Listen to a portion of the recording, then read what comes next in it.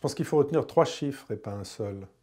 Il faut retenir un chiffre qui est positif, de la réduction du déficit budgétaire à 2,6, en dessous de la barre des 3%. La France revient dans les clous depuis un certain nombre d'années en matière de contrôle de ses déficits. Il y a un chiffre plus compliqué, celui de la croissance, à 1,9 parce qu'elle est en accélération par rapport à l'année précédente. Et ça, c'est l'aspect positif.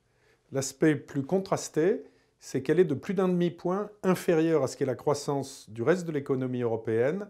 Et le troisième chiffre, nous sommes en 2017 devenus les champions du monde des prélèvements obligatoires, devant même le Danemark à 47,6%.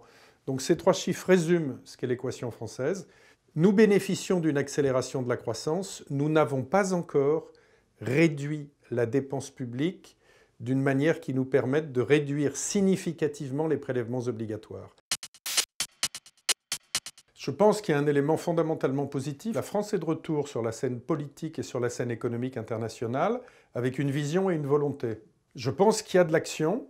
On le voit avec les projets de réforme qui s'enchaînent, que ce qui a été fait en matière de droit du travail, ce qui a été fait en matière de formation professionnelle, ce qui a été fait en matière d'éducation, sont des éléments qui, certes, ne porteront pas de fruits au trimestre le trimestre, mais dans la durée, adressent un certain nombre des problèmes fondamentaux de notre pays.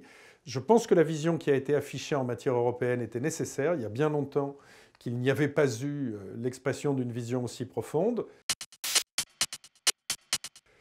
Je crois en revanche qu'il reste encore beaucoup de choses à faire sur le sujet de la dépense publique, sur un certain nombre de réformes, comme celle de l'assurance chômage, comme celle des retraites, de la dépendance.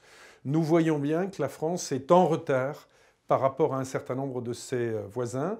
Et il faudra arriver, sur la durée encore longue qui reste à courir du quinquennat, à orchestrer cela sans être effrayé par ce que peuvent être les résistances catégorielles. Et on sait qu'elles sont nombreuses.